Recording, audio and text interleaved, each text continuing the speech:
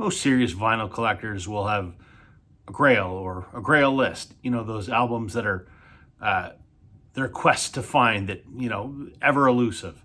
I found my grail several years ago, but I do have a list of records that are pretty scarce, that I think are pretty highly unlikely that I'm ever going to find. But I'm going to talk about that list today. Stay tuned.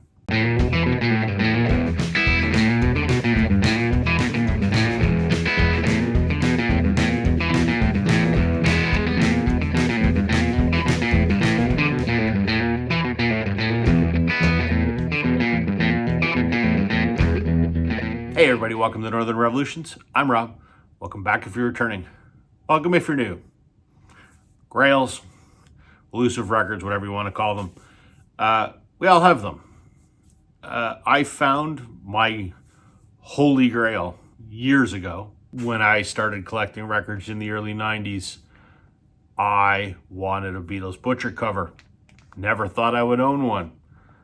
Fast forward to about, 2010-ish maybe. I got myself a Beatles Butcher cover. That was my grail. So since then, I don't think I have a grail list, but I do have a, list of some albums that for me are highly desired. All of them I've never seen in person before. They're sort of the top of my wish list, if you will. I mean, I would be lucky if I managed to snag any of these, but I'm going to talk about them today. I'm going to share them with you. The first item on my list, and I don't know that these are in any particular order, but I sort of picked the 10 that are sort of the most desirable to me and also, the most elusive, the ones that I'm most unlikely to find. And this one is by a band called the Sadies from Toronto. It's the soundtrack to the movie Tales of the Ratfink. This is the Sadies. I have talked about these guys before. Psychedelic alt country rock band from Toronto. These guys are amazing. I have many, many, many of their albums. But there's a couple I'm missing. In 2006, they put out an album on Yep Rock Records called Tales of the Ratfink.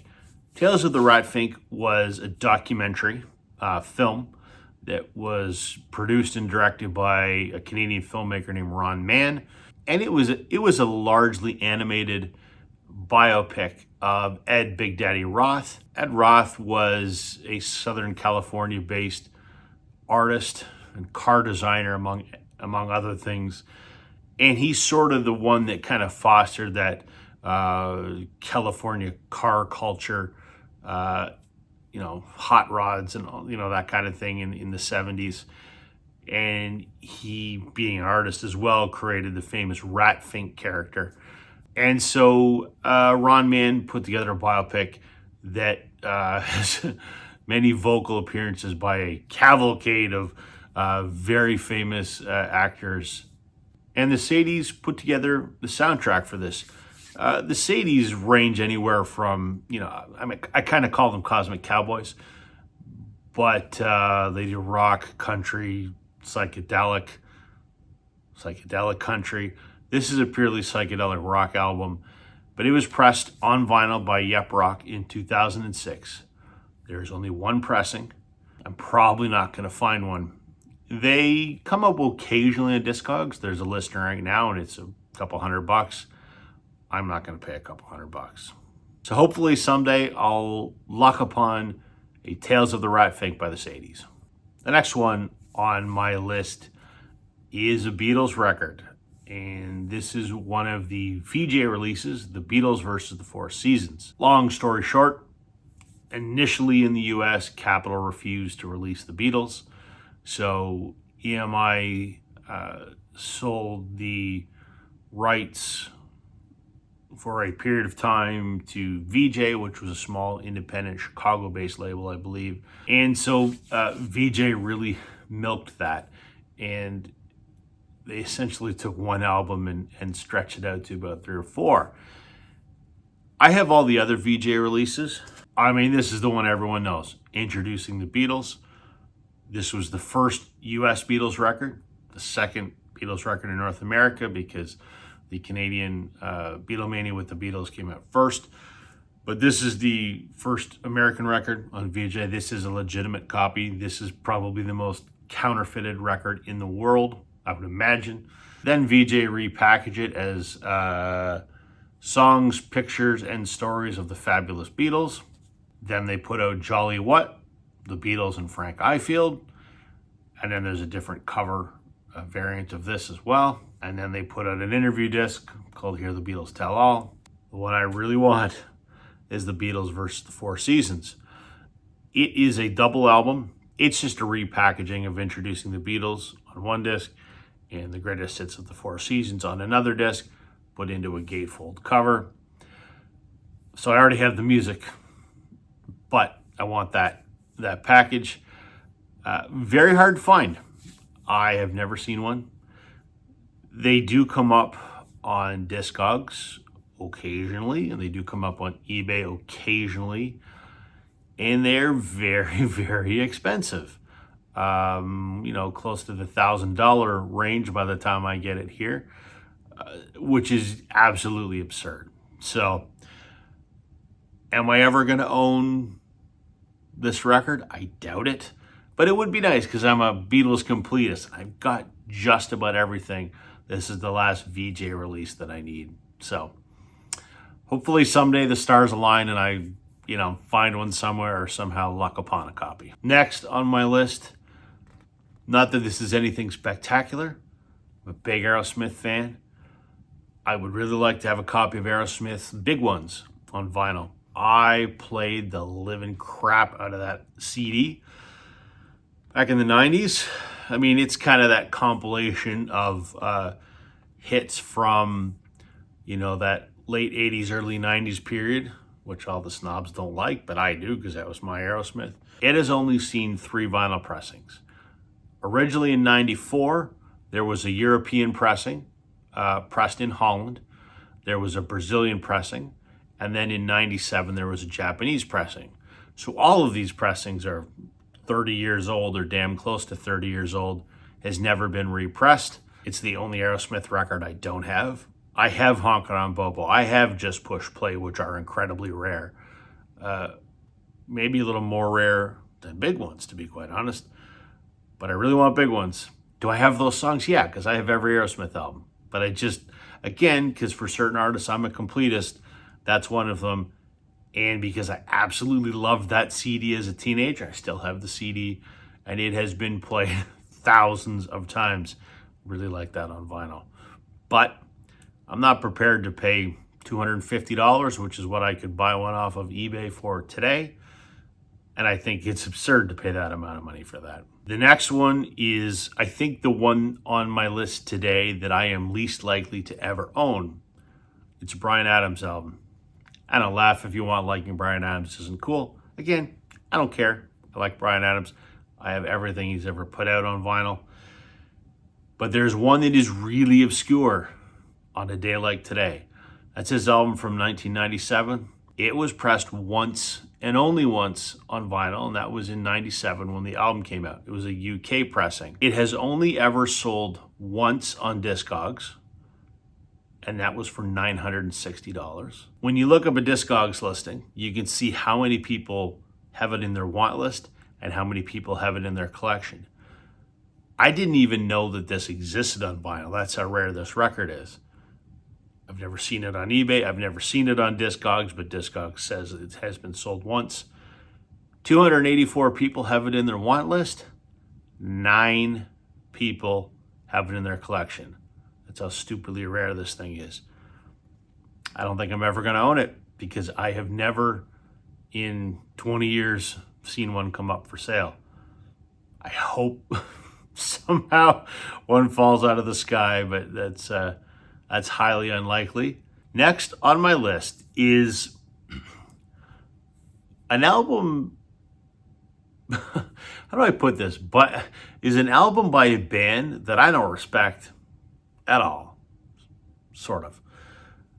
I would really like to find a copy of Barenaked Ladies, Gordon. Barenaked Ladies are a band from Toronto that made it big worldwide. I think they're a joke. I don't take them seriously. I have no respect for them as a band. I've seen them live only because I wanted to see the opener. Not a fan. Except for the first album. Their debut, Gordon, which came out in, I think, 92, I think was when that came out. There was never an OG pressing of it, cassette and CD. So it was pressed in 2017 one time. There was a European pressing and there was an American pressing. It's only 7 years old, but I guess it's so limited that these are very, very expensive. Why do I want this record? I mean, I was a kid in the 90s, watched a lot of Much Music, and these guys made it because of Much Music. Much Music used to have something called Speaker's Corner. It was a glorified telephone booth, basically. It was a little bigger than that, but it was on the outside of their building, on the corner of their building, on the street corner. And it was kind of like a photo booth almost, but it was video. You go in and put your loony in and you would have 60 seconds to do whatever. They crammed in there, made a song, and it got picked up by Much Music. And long story short, they manufactured an independent cassette that actually charted, and then they got signed to a label and all this kind of thing. Much Music made this band, and they had If I Had $1 Million, Brian Wilson, and Be My Yoko Ono. Those were played like hourly on Much Music, and they're on the Gordon album. And those are great songs. I mean, because there was something different about them back in 1992, and it was exciting, and it was fun, and it was different. Now, I think, to me, they just seem like a joke. I also think Stephen Page was the musical talent in that band, and he acrimoniously parted with the band 15 years ago. And other than their Canadian Music Hall of Fame induction, they've not spoken. So my respect for that band left with Stephen Page. But nevertheless, that album is still a pretty incredible album, and I'd love to find one of those 2017 pressings. They pop up occasionally, but again, hundreds of dollars. I'm not prepared to pay hundreds of dollars. The next one is probably the most expensive record on my list. Big Oasis fan. They did an album in 2000 called Familiar to Millions. It was a live recording of their concert at Wembley that year. It was a triple LP, and they only did 1,000 copies pressed in the UK. I have the CD. It's a double CD. Very good. I think it's probably the best of their couple live albums. I would really, really like to get this. Now, there is a 2022 unofficial counterfeit pressing, pirated pressing, whatever you want to call it, out there. I would be inclined to sell for one of those maybe, but I would prefer to have the legitimate release from 2000.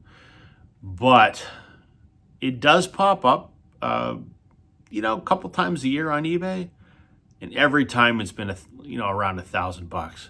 I'm not paying $1,000 for an album. That is insane. I love Oasis. I have everything they put out. It's the only thing I don't have.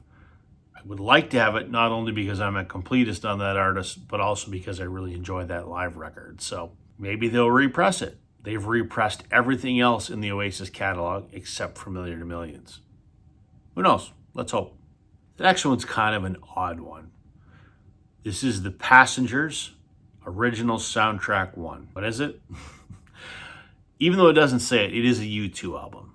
It came out in 1995, and it is an experimental album that was a collaboration between U2 and their producer, Brian Eno. He has equal songwriting credit with U2.